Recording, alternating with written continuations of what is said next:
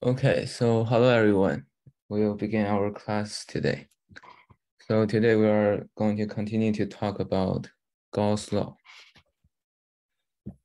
So first, we will do some review on Gauss law, and all of these were talked about that in last class. So if you don't understand anything, please interrupt me and ask me. Or if you are watching a video, you can go back to look at session 4. Okay, so first let's go through the basic concepts.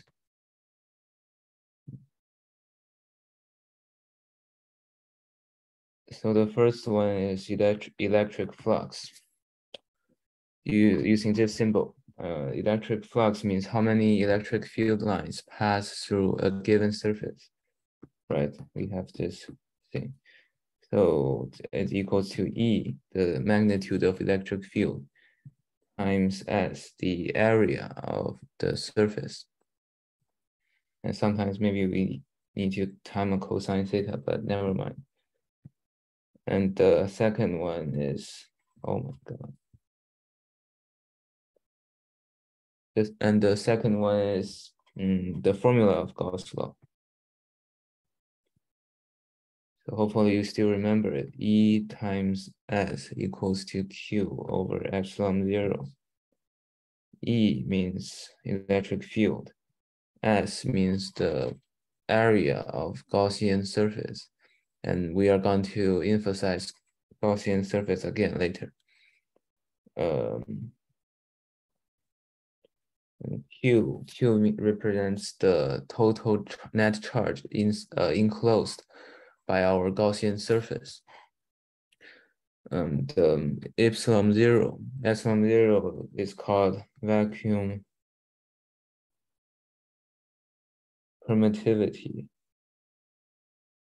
and it equals to 8.85 times 10 to the negative 12. So it is a constant. You don't really have to memorize that. And the third concept, is Gaussian surface. This is often the most important and difficult part in solving a problem using Gauss law. So first, they have to be enclosed. Very important. So it can't just be like a flat surface because it is not enclosed. It have Gaussian surface. All Gaussian surfaces have to be enclosed. And the second one is when we Gaussian surface, we can choose them by ourselves in most circumstances. So try to make it parallel or perpendicular to the electric field lines so that we don't have to time the annoying cosine theta. This is really annoying. When we're parallel or perpendicular, we can just ignore cosine theta. Okay, so the second thing, let's review the models we learned last class. First one is a point charge. And it equals to E times Q to the 4 over 4 pi epsilon 0 R squared. Also equal to the formula that we are familiar about. And I think most of you already know this formula. It's just a point charge emitting field, electric field lines. At the distance R, this magnitude equals to this formula. And second is a linear charge. Line charge, I guess. I don't know how to call it. It equals to E equals to K times 2 lambda R. So lambda is the linear density of our charge. Q over L. So just remember that linear charge always its electric field lines always look like its electric field lines always look like a toilet brush. So I have the 3D demonstration last class, and I just take a photo here. So yeah, it's just emitting it. Look, the electric field line just look like this. Whatever. Okay. So third model is a surface charge.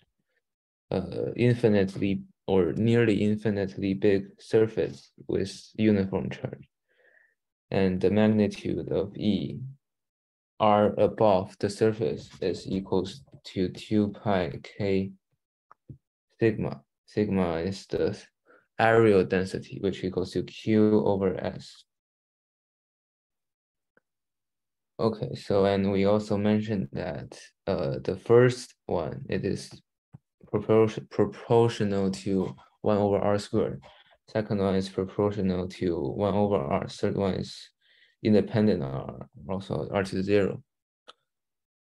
And all three formula here,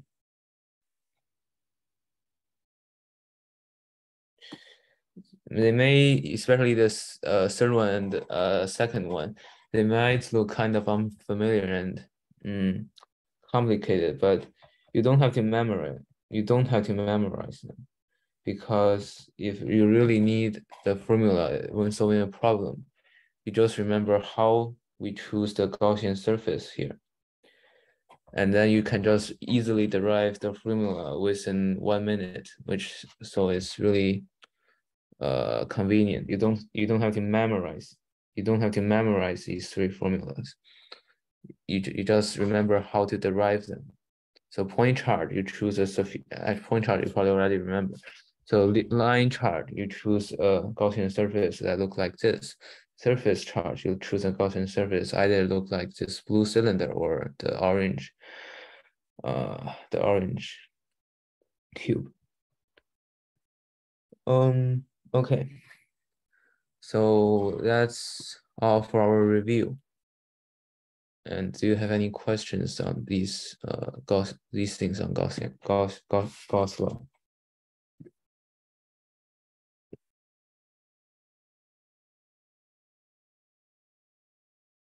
Okay, then we will move on to some practice problems.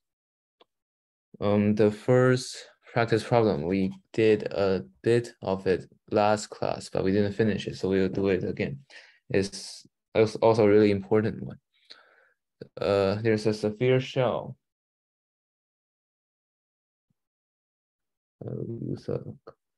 There's a sphere shell with total charge Q1.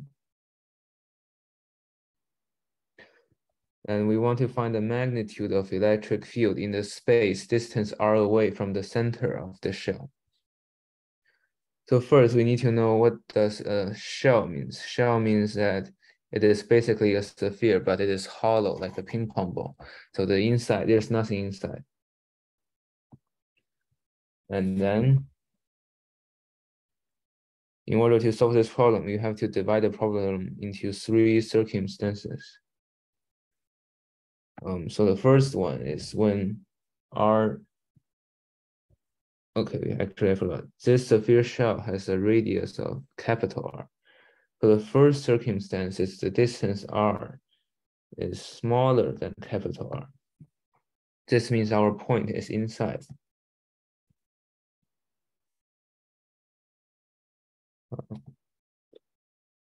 Yeah, this means our point is inside.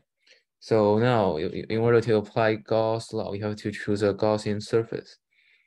So how do we choose it? Since our sphere shell is a sphere, then we can also choose a sphere of Gaussian surface.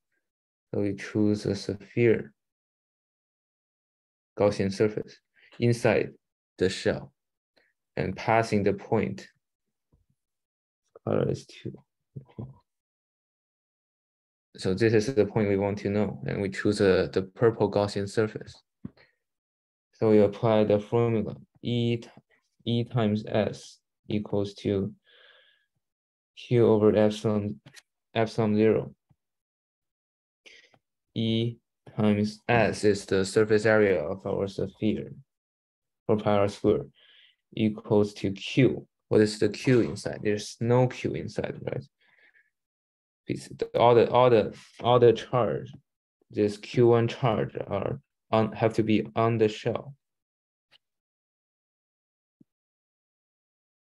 you can see all the charges on the shell instead of inside. So if we choose a Gaussian surface inside, there's literally nothing inside the surface. So Q equals 0.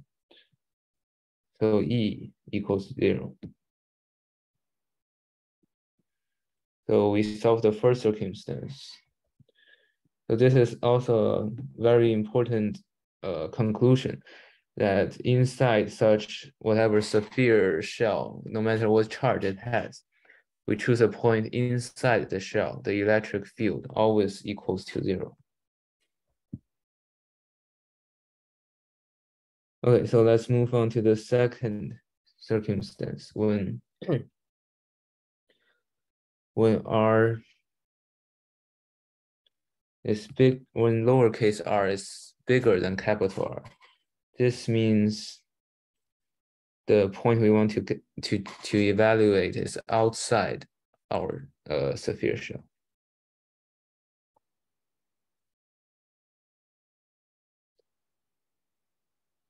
So we still apply Gauss law and we choose a Gaussian surface, also a sphere surface that passes through our point. Should change the color actually.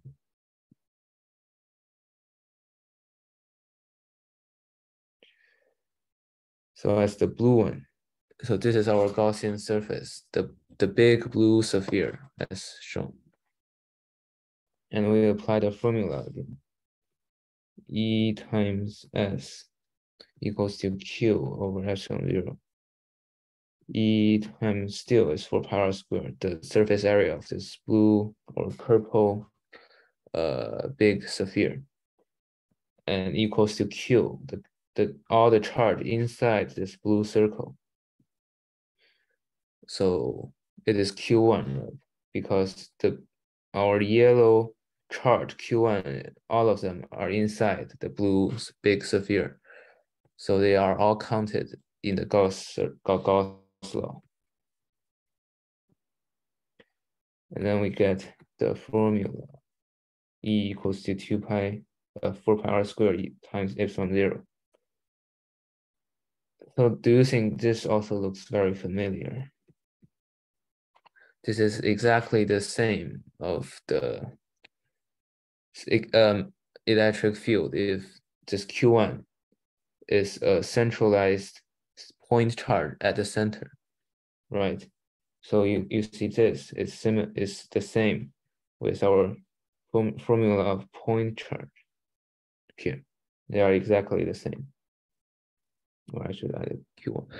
Yeah, so this conclusion can often simplify many problems we solve. So for example, if in a problem it says here is a sphere shell with Q1, and here's another even bigger sphere. Here's another sphere shell with a different size and with a different Q. And it will ask you the electric field at this point. So if you don't know this conclusion, this problem looks pretty messy, right? You have different charge, two different charges, and the radius, the size of this sphere shell is also different. It's really messy, right? Actually, yeah, sure. And but with this conclusion, as long as your point is outside our sphere, it is equivalent to a point charge at the center of the sphere with charge Q1 and charge Q2. So we basically just, Q1 has electric field lines here, Q2 has electric field lines here, and we just plus them. So our problem become way simpler. Although actually this example is not really good because Q1 and Q2 might interfere with each other, but we won't talk about that. You don't have to worry about it.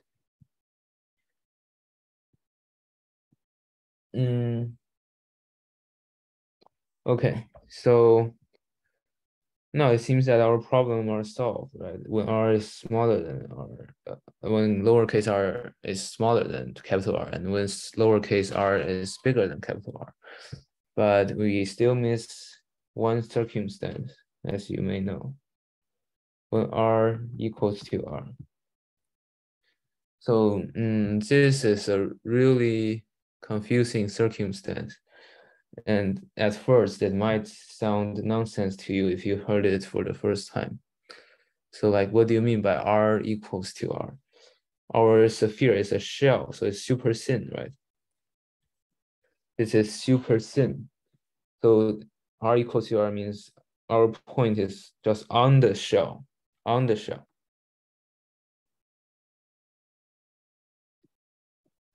So that's really weird. Like you should usually we think, at least what I saw is we should either be inside the shell or outside the shell. But like if we are inside the shell, but not really inside, but just kind of like inside the shell, what's the electric field? So in order to make this more intuitive, I think you can think of this third circumstance in another way. So we changed the problem a little bit. So here are several positive charges, right, with white color. They're all distributed on the surface of our sphere shell. And now we want to ask, how much electric force does this one positive charge experience? So you can imagine that all these are charged, right? So for example, this one emits electric field lines here. So it gives this our small q a small amount of force, and this one also emits force. So we now want to know that how much force is experienced by this small q, which is a part of our capital Q1.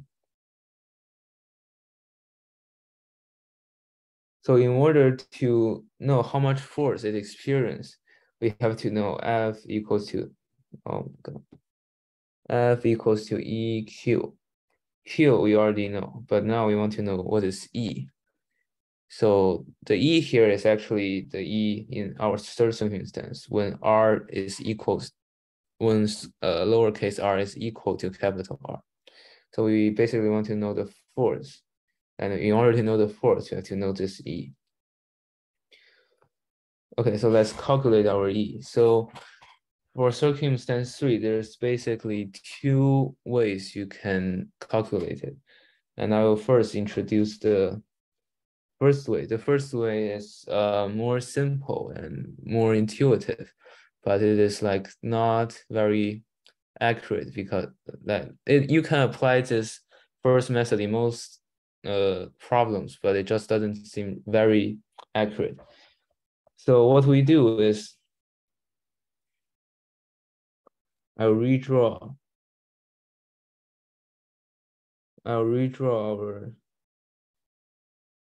our sphere shell with charge. So this time I draw it a little bit thicker so that the graph will be more clear. So we still want to choose a Gaussian surface. And this time, since R equals to R, we choose a Gaussian surface. Like right inside, oh my God. Right inside our sphere shell. That looks like this red circle. So the red circle is the Gaussian surface. And we still use our formula. E times S equals to Q over epsilon 0. E times S is still 4 pi r squared. And the main problem is, what is Q? The Q enclosed by our red circle here.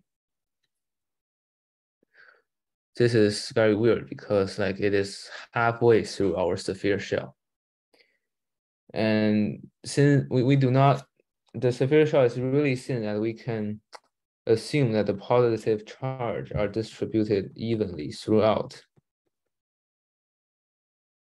And now if we inside this red circle, you can see that approximately it engulfed half of this white charge, white positive charge.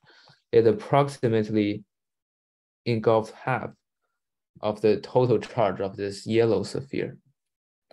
It's just an approximation. It doesn't seem really reasonable, but that's how we use it. So here, the Q, net Q, enclosed by our red Gaussian surface is Q1, the total charge over 2.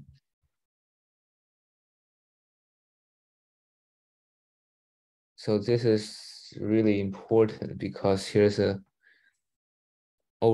divided by 2. So now we have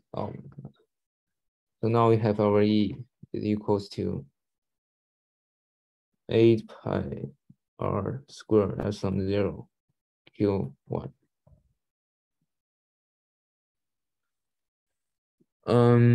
So this might be confusing and you might still not understand. It's fine. It's like a really weird problem and a really weird circumstance, and you probably won't apply it very often. Okay, so there's actually a second explanation that seems kind of more accurate, and we also get the same result, but it's like even more complicated, so I won't introduce it now. Okay, so we are now actually done, right? We have all 3 circumstances. Whenever R is the lowercase r have to fall into one of the 3 circumstances. So we kind of finished the problem. And in order to make everything more intuitive, I will try to draw a graph to show you.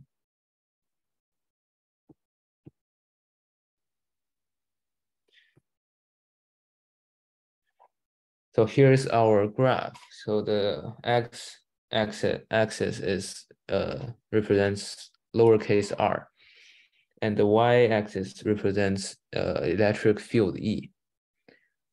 So when here's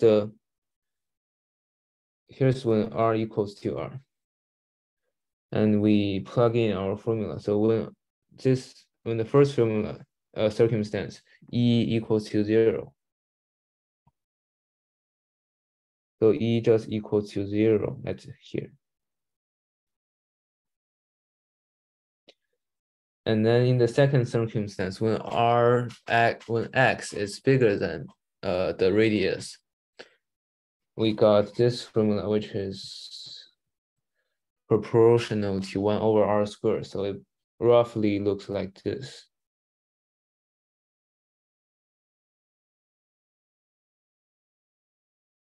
Looks like this curve. And also one thing to notice, here's 2 hollow points because it doesn't equal. And third, when they 2 are equal, this E equals to half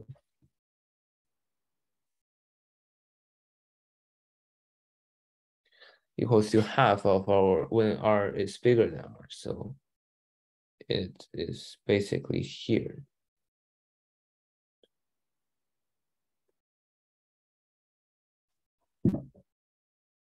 Eight pi r squared epsilon 0 cube. This is 4 pi epsilon 0 r squared cube. Okay, so now we got our graph for E with respect to R. And hopefully it is pretty intuitive.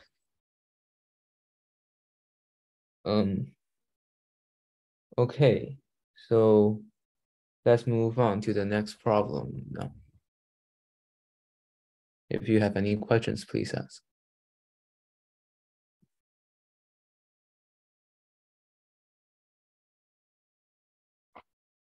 Okay, the third example, a ball with radius r has uniform charge Q0 throughout its whole body. And we want to find the electric field at a distance r away from the center of the sphere.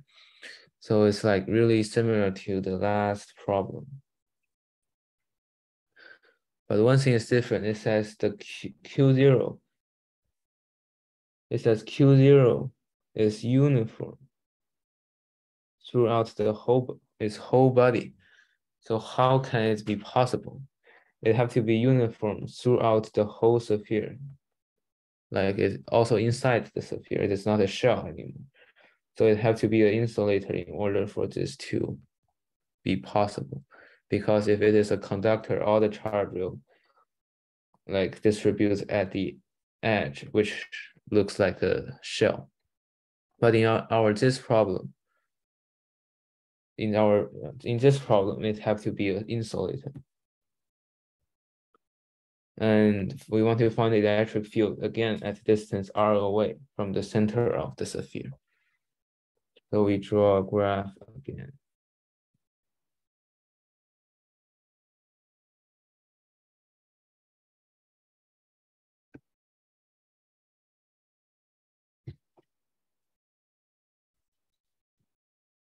This is our sphere, and it has positive charge all over, everywhere, uniform.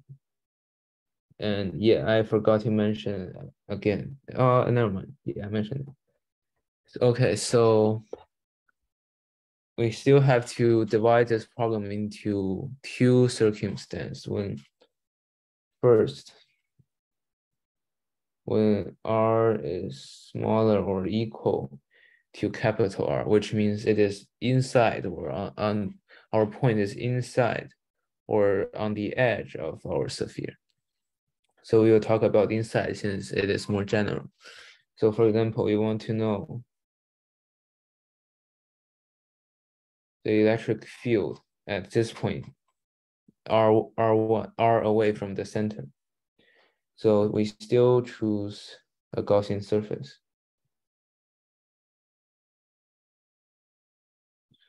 That is on our point. And then we use the formula E times S equals to Q over S on 0. E times 4 pi R squared equals to Q. The Q inside our orange sphere, our orange Gaussian surface. So it is the Q0 is uniformly distributed, right? So this means all here inside the orange Gaussian surface, there's charge inside. There's charge inside. So how much charge there are? We have to evaluate Q first. What is Q? The Q inside. So we can use the fact that it is uniform. So a uniform means it have the same density of charge throughout the whole body, right? So we calculate the density of charge equals to all the charge over volume, which equals to Q0 over the volume of our big sphere.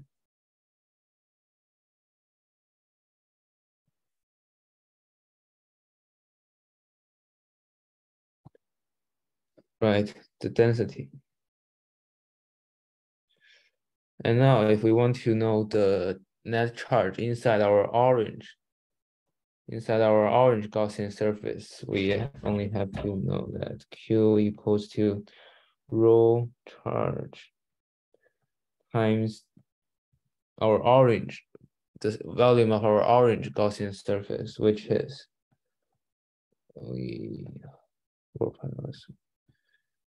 the formula of volume of a sphere, 4 over 3 times pi times r to the third. So we simplify this a bit. Pi also cancels. Equals to Q0 times lowercase r cubed over capital R cubed. So now we plug this in.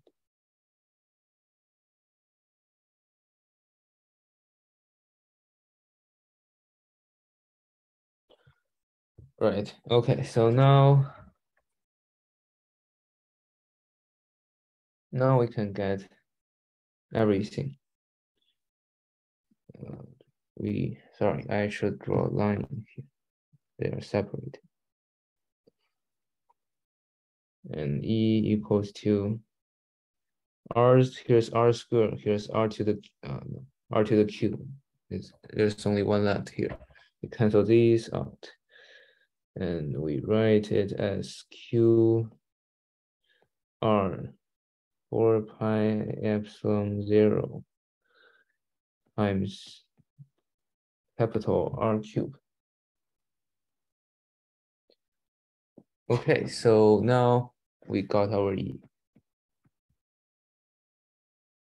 So you can see this time it is proportional to R, just simply R, which is also interesting. And we have to discuss our second circumstance when R is bigger than R. But maybe you can already guess what is our result for it. E is still equals to KQ R squared. Because we choose a huge Gaussian surface of sphere outside, and all the charge engulfed inside is just simply Q0. And we got this formula. So this is when our point is outside our charge sphere. It is same to the formula of a sphere shell, and also similar to a point charge. So all three of them are basically exactly the same. So also no matter it is an insulator or a conductor, as long as it has charge and we want to evaluate the magnitude of electric field outside, we just treat it as a point charge at the center. So yeah, now we got this too. And our problem is done. And still, in order to make it more intuitive, I'll try to draw a graph.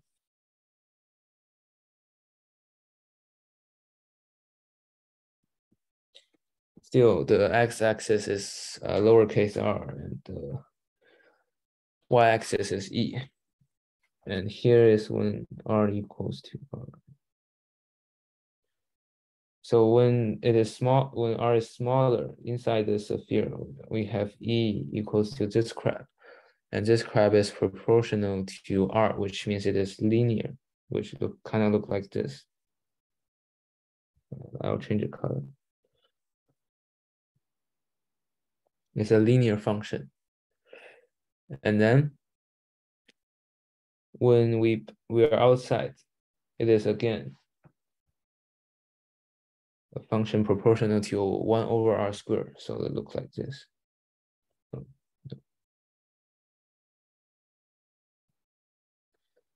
And notice that it is actually, this whole function is perfectly continuous.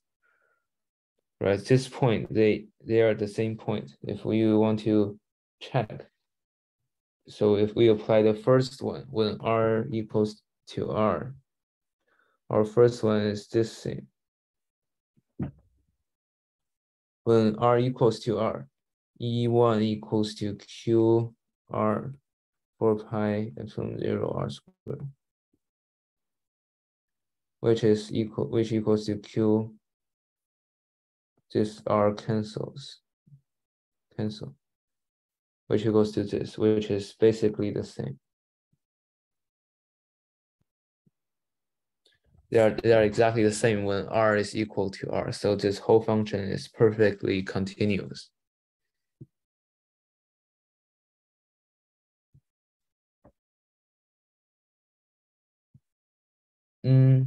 Okay, so we are done with this problem, and let's move on to the next one.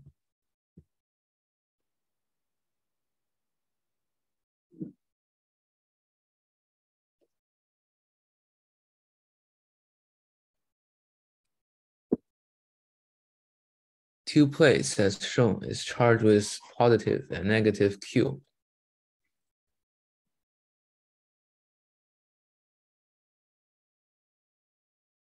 and have areal density of plus or minus sigma. And we want to find the electric field between the two plates. Between the two plates means like, for example, here. And B asks how much force is exerted on one of the plate. So how much force does this plate experience due to the electric field? So let's solve them one by one.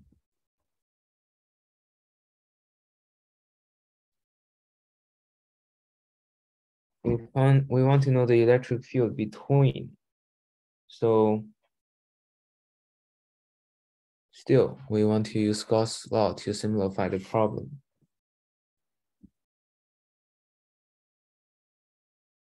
So you still remember, right? How to calculate the electric field of a single surface with charge. So now here's two surfaces, but they still have the same concept. We still choose kind of like so we still choose a Gaussian surface that looks like this, that crosses our plate. This is our plate. And we plug in our formula.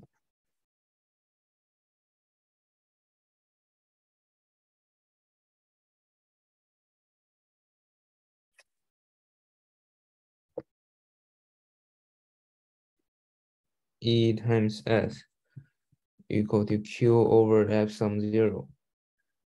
E times S we just leave it there. Q is the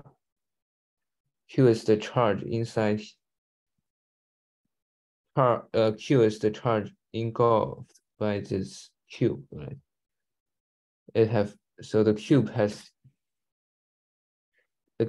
area of S, and then we know that it has an areal density of sigma. So we time it by sigma. We got the Q over epsilon 0.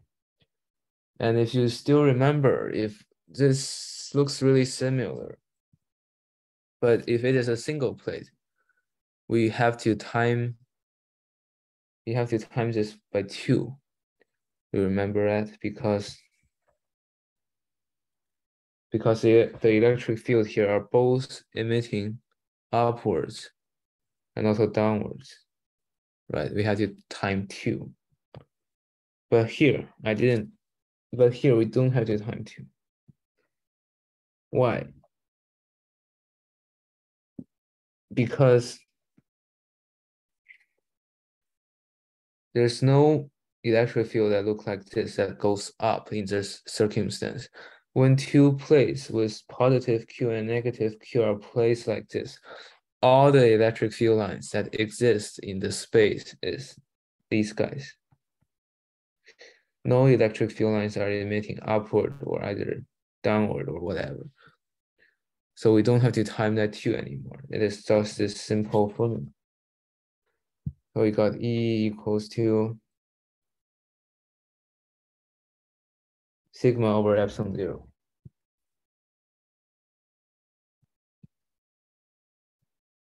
Okay. So we can actually still do this problem in another way because you might be confused that how can we know that there's no electric field that looks like this and pass through our Gaussian surface, which will affect our answer. So another way to interpret it is we don't really use Gauss law anymore. We use another way. So we still use the formula. In order to make it simple, I will just copy the formula here. 2 pi k sigma, right? It is a surface charge with a surface charge. Yeah, with a surface charge, it have E that looks like this. So we just write it here. For a single surface, E equals to 2 pi k sigma. We have this formula. And if we regard these two plates independently,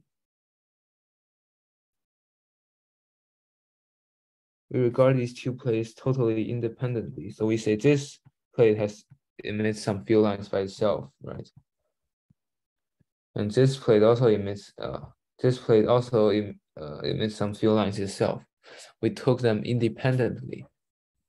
So the first one, the electric field, the top surface exerts equals to 2 pi k epsilon. And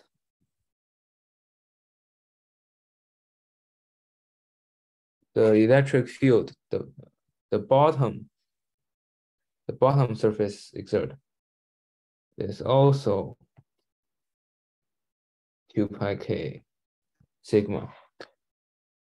So now if we want to know the electric field in the middle of them, we have to plus the black line and the red line together, because this is the sum of the electric field emitted by both the surface.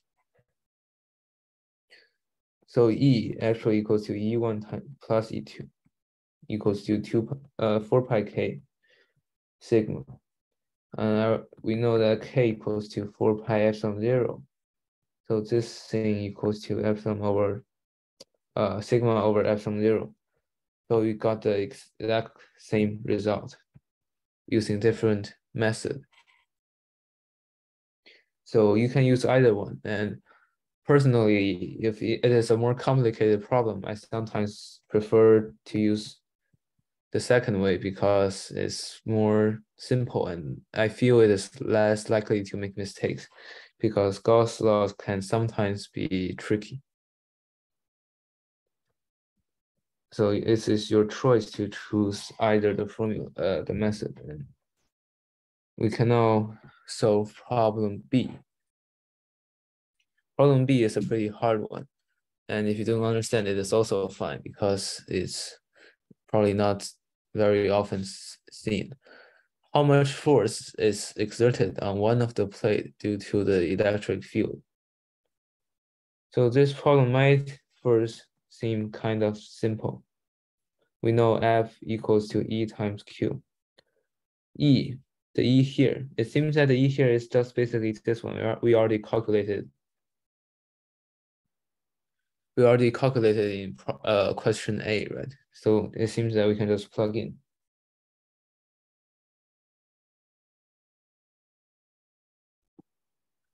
But this is actually kind of incorrect. So we'll talk about it now. Why is it incorrect and how to do it correctly? So the main thing is still to know the E. To know the E at this point, at the surface. And this E does not equals to E, the E we calculated in part A. So again, there's two ways to calculate the E at this orange point. And the first way, this problem is actually like really similar to the problem here. Do you remember this one? It asks about the electric field inside the shell. So here it asks the electric field inside the plate. They're basically the same thing, although the shape changed. So we still apply doing the similar way. So we make this plate thicker to make the graph more clear. And then we choose a Gaussian surface that is halfway through.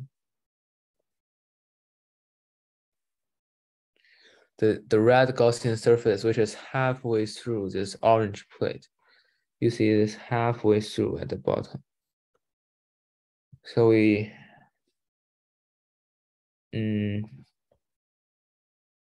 So we use the formula E times S equal to Q over epsilon 0. E times S equals to, what is the charge at here? It is, so half of the orange here as the yellow are engulfed by our Gaussian surface, and the other half is not inside. So this yellow part have an areal density of Q over sigma. So Q over sigma times S is our Q. And E, as we cancel E, we got E. It is sigma over 2 epsilon 0. Okay, so this E is correct. And now we calculate the F. F equals to E times Q equals to sigma times Q times 2 over epsilon 0. So this is our final answer. So this 2 is kind of confusing, and it's really easy to lose it, to forget about it, because it seems that there's no over 2. So in the future, if you are doing similar problems that involves like the electric field inside a plate or something like that, you usually have to consider whether we should time it by 1 over 2.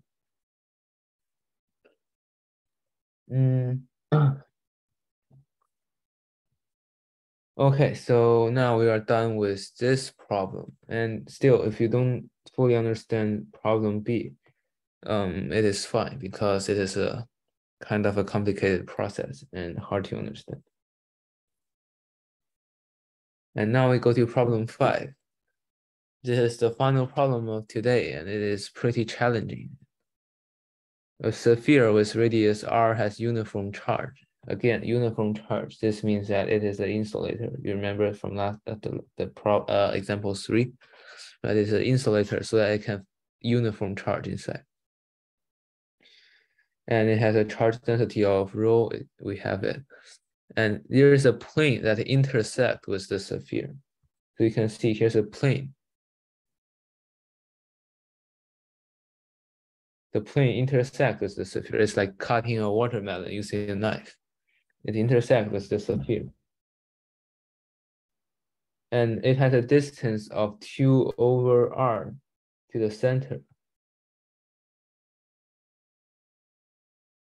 So that information means the center of the sphere to the distance to this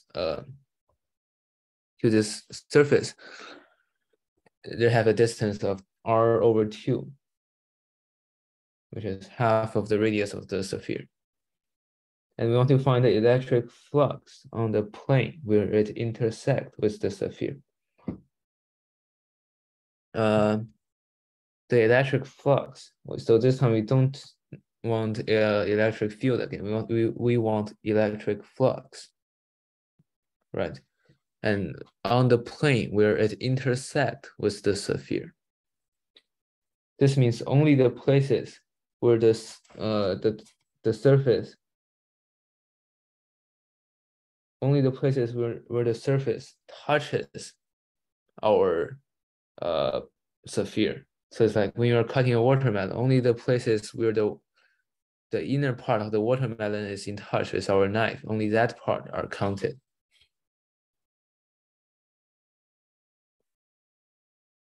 So hopefully I interpreted the problem clearly enough.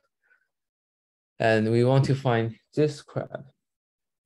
And we still remember that it is although it's not electric field, electric flux is still a very important part of Gauss' law, right?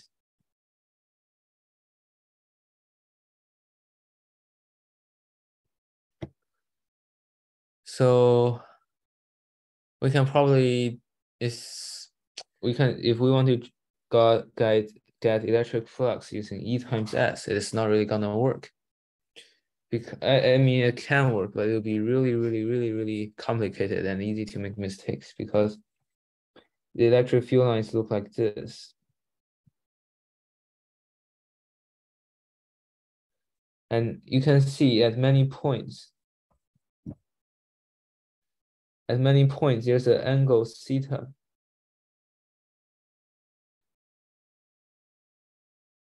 This is the sphere, this is the electric field lines.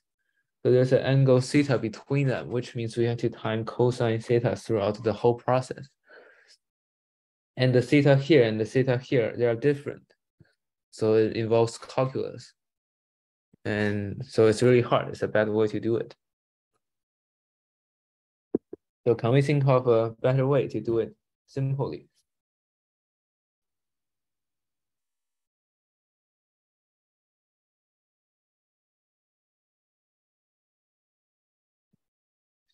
So the hint is we have to choose a Gaussian surface. A very smart Gaussian surface that can help our problem significantly. We want to try to make it perpendicular or parallel to the electric field lines. The electric field lines look like this.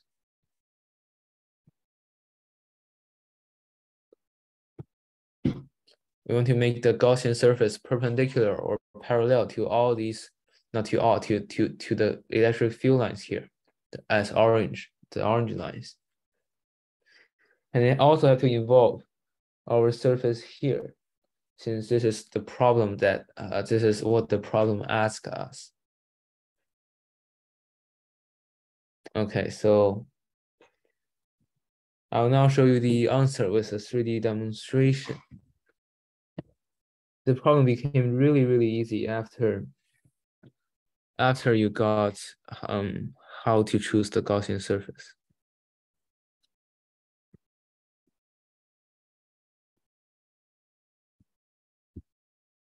Oops, the wrong one.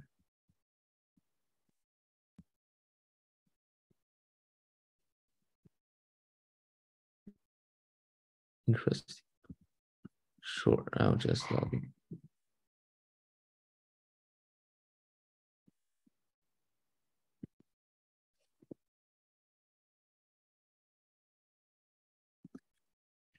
So here's our problem, right?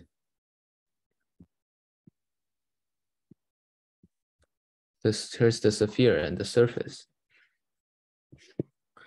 And as I said, we want to choose a very smart Gaussian surface. So I will now show you the answer. How to choose our Gaussian surface. So I make the sphere kind of transparent because our Gaussian surface is inside the sphere. So you can see this blue cone-shaped thing, this blue one. This is our Gaussian surface.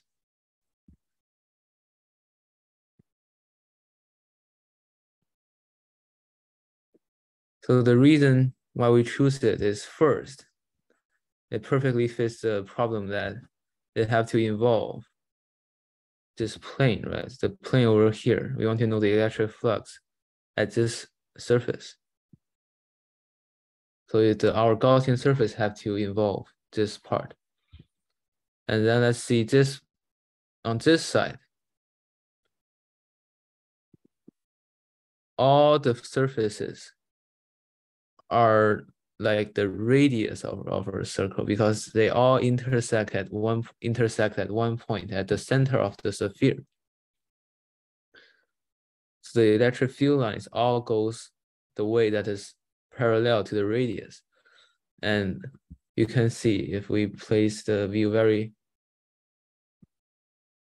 like this. Yeah, so in the view of this, our cone, this side are all like the radius of the sphere, if you can see my mouse. So which means these surfaces are all perfectly parallel to the electric field lines. So this means cosine theta equals to 0. So no electric field lines, no any electric field lines pass through this part, that poke through this part. So what does this mean? E times S equals to Q over epsilon 0. The only E times S in this circumstance, the only S that have E, or in another way, the only S, the only surface that have some electric field lines passing through is this surface over here, which is the one we want to know. And Q is all the charge engulfed by this weird shaped coin, which is not very hard to calculate, although it still requires some calculation. So in this way, we can get E without calculus or even more complicated formulas. So I will now make the calculation.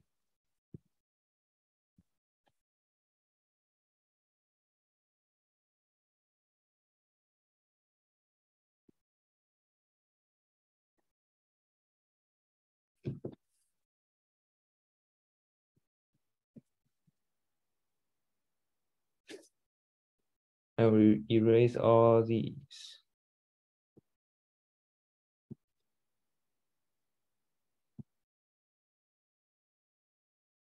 So we still use this. This distance is R over 2 as mentioned here. And as I just shown, our Gaussian surface look like this, a coin, the orange coin. The drawing is not very good, but hopefully you can understand since you already see the 3D demonstration. And E times S equals to Q over epsilon 0. We just forget about this thing. So all the electric flux is the electric flux we want to know here equals to Q, all the Q inside this coin over epsilon 0. So how to know the Q inside? Q equals to rho times V, right? We already know the rho here. So we only have to calculate the V. V, the volume of this coin equals to we use the formula of the volume of a coin. And here, R, what is R? What is this R? This R is this distance. The radius of the base of our coin. So it's kind of, so we can calculate it now, and it's kind of confusing actually. So we know that this part equals to R, right? And this part equals to 2 over R. So this part, using Pythagorean theorem, we got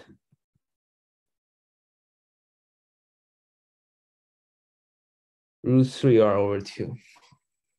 Right, this is a right triangle here. So we plug in 2 times H. What is H? H is this distance. This is the H of the height of our coin, which is just simply 2 over R. Now we calculate this crab.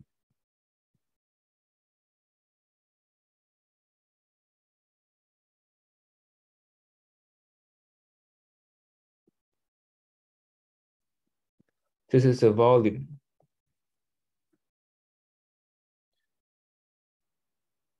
Okay, so we got a volume here. Then we just get the answer. Electric flux equals to rho V over epsilon 0 equals to rho times pi R square over 8 over epsilon 0 equals to rho pi R squared 8 epsilon 0. Okay, so This is our final answer for example 5. And we finish example 5. Congratulations. And this is a really confusing problem, and it's pretty difficult, especially if you can't think of how to choose the correct Gaussian surface. But the calculation is relatively more easy, right? At least you don't have to use calculus. Okay, so we are done with today's class, and you can ask any questions if you have them.